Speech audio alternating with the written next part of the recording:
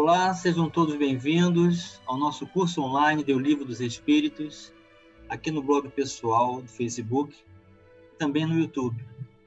Estamos estudando o Livro dos Espíritos já na segunda parte. Estamos no capítulo 7. Hoje vamos estudar um terceiro tópico. Acompanhe comigo. São as faculdades morais e intelectuais do homem. Vamos ver o que os espíritos disseram a Allan Kardec sobre a natureza íntima das propriedades, das características da personalidade, das virtudes, das tendências, das condições inatas adquiridas. Foram essas as perguntas que Allan Kardec fez. Vamos conferir. Questão 361. Qual a origem das qualidades morais, boas ou más, do homem? Então, de onde vêm essas qualidades? O Espírito responde: são as do espírito nele encarnado. Quanto mais puro é esse espírito, tanto mais propenso ao bem é o homem. Então, está bem claro aqui que os caracteres morais não dizem respeito ao corpo. A expressão sangue quente, a expressão não levo desaforo para casa, eu nasci assim mesmo, meu corpo é dessa maneira, não corresponde à realidade, porque essas estruturas, essas bases, vêm do espírito e não do corpo. Pergunta A. Seguir-se-á daí que o homem de bem é a encarnação de um bom espírito e o homem vicioso a de um espírito mau? Sim, mas dize antes que o homem vicioso é a encarnação de um espírito imperfeito. Do contrário, poderias fazer crer na existência de espíritos sempre maus, a que chamais demônios. Então, os próprios espíritos estão aqui nos orientando para termos esse cuidado de não admitirmos a ideia inventada pelo homem, criando o ser responsável pelo mal, assim designado, portanto, já estabelecido uma origem. E aí, esse ser no mundo espiritual sendo responsável pelas influências e pelo prejuízo causado aos seres humanos. Então, ele diz que é preciso considerar a ideia da obra inacabada, da condição de imperfeição moral. Nós estamos a caminho de uma construção de renovação de valores. Não existem as penas eternas, nem ninguém completamente mau, e nem ninguém que tenha sido transformado para a condição do mal que não possa reverter esse processo. Questão 362. Qual o caráter dos indivíduos em que encarnam espíritos desacisados e levianos?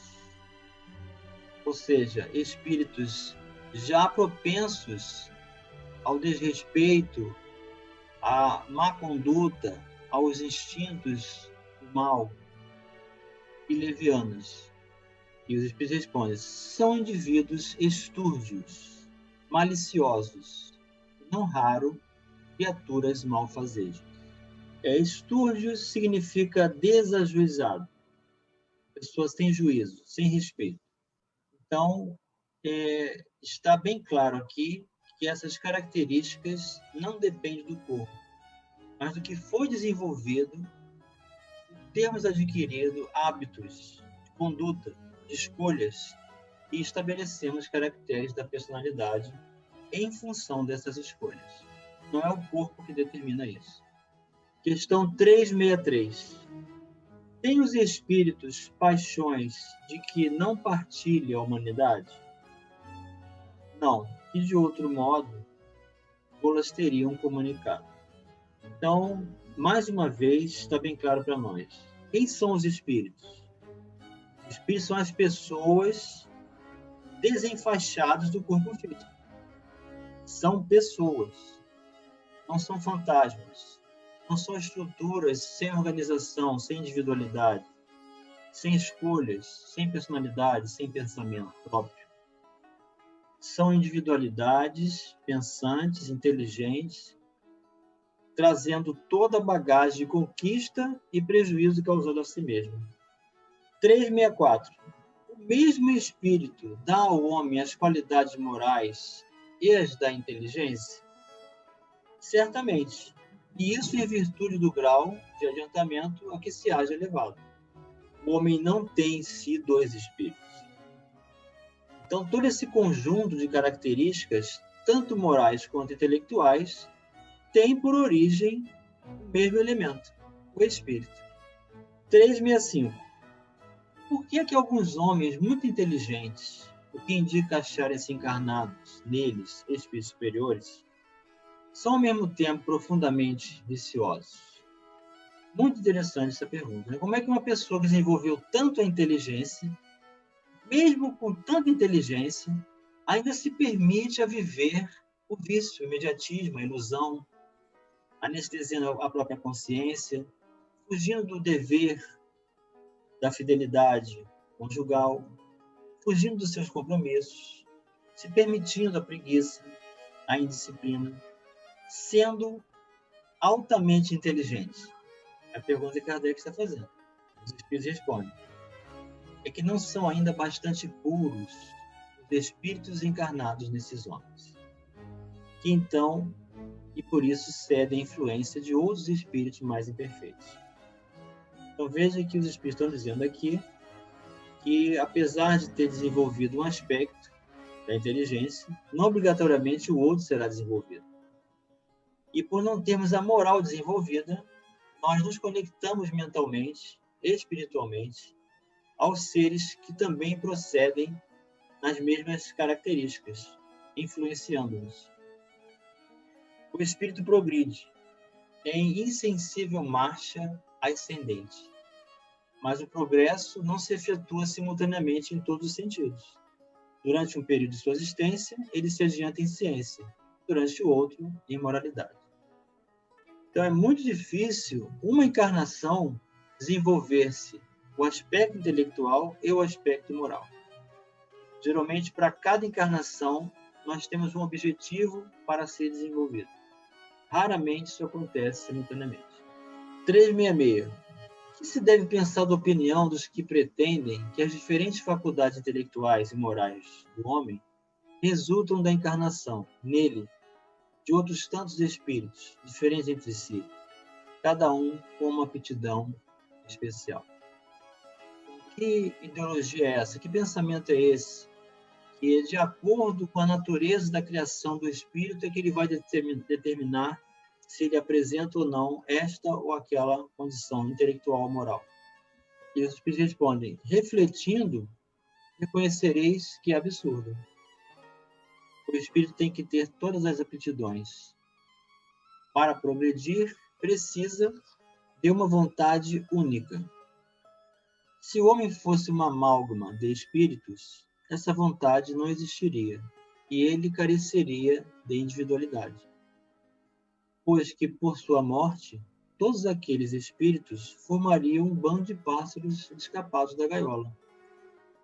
Queixa-se a miúde o homem de não compreender certas coisas, e, no entanto, curioso é ver-se como multiplica as dificuldades, quando tem ao seu alcance explicações muito simples e naturais.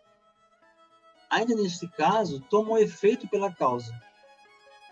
Fazem com relação à criatura humana o que com relação a Deus faziam os pagãos, que acreditavam em tantos deuses quantos eram os fenômenos do universo.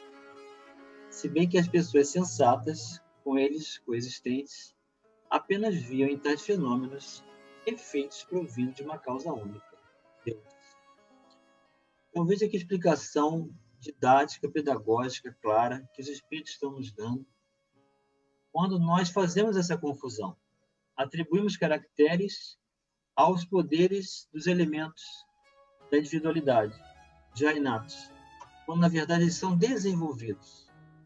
Da mesma forma, o homem atribuiu a ideia dos fenômenos da natureza a diversos deuses, esses deuses com letra minúscula. São os chamados deuses pagãos. Mas, de forma sensata e coerente, podemos verificar que é a origem do controle absoluto, da organização, da ordem que existe da perfeição da criação do universo, provém do Pai Celestial, que é o Deus. Assim também são as propriedades do Espírito, que pode desenvolver estas ou aquelas condições em função dos hábitos adquiridos, pela sua educação de espírito. E Allan Kardec vem dar a sua contribuição. O mundo físico e o mundo moral nos oferecem, a este respeito, vários pontos de semelhança.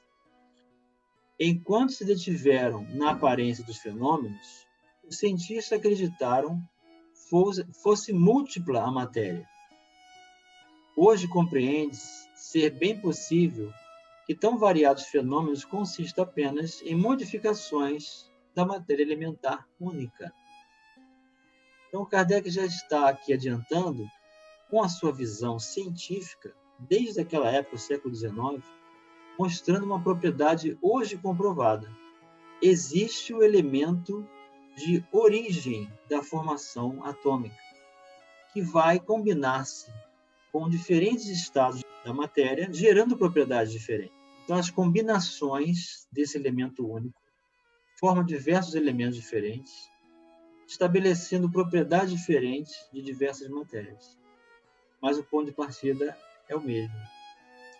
As diversas faculdades são manifestações de uma mesma causa, é a mesma comparação, que é a alma, ou o espírito encarnado, e não de muitas almas, exatamente como os diferentes sons do órgão, os quais procedem todos do ar, não de tantas espécies de ar quanto os sons. Outra comparação extraordinária. O ar é um só, mas de acordo com a afinação do instrumento, da tecla, ou da corda, se for um instrumento de corda, ou do sopro, ou das ondas estabelecidas pelo instrumento, nós vamos ter uma nota diferente. Mas o ar é o mesmo. De semelhante sistema decorreria que, quando um homem perde ou adquire certas aptidões, certos pendores, isso significa que outros tantos espíritos teriam vindo habitá-lo, ou teriam deixado o que tornaria um ser múltiplo, sem individualidade e, consequentemente, sem responsabilidade. Ou seja, se para cada espírito houvesse segmentos múltiplos de propriedades, onde estaria a responsabilidade do indivíduo? Acresce que o contradiz em numerosíssimos exemplos de manifestações de espíritos, em que estes provam suas personalidades e identidade. Então, a ciência espírita, da observação das individualidades dos comunicantes, proporcionou a Allan Kardec a possibilidade de fazer essa distinção. Somos indivíduos, e o desencarnado mantém a sua individualidade, mantém as propriedades dos seus caracteres, tanto intelectuais quanto morais, quanto para as aptidões boas, quanto para aptidões más. Cabe-nos a nós a responsabilidade de realizar o nosso progresso pela educação do espírito. E o Evangelho é essa fonte inesgotável de luz, de amor, de horizontes amplos para estabelecer a nossa saúde integral. E através da conquista das virtudes, da reforma moral dos nossos espíritos, dessa educação, como referencial que temos, que é Jesus, poderemos estabelecer a estrutura natural de equilíbrio, de harmonia, de paz, que o Evangelho de Jesus pode nos dar. Grande abraço e até o próximo vídeo.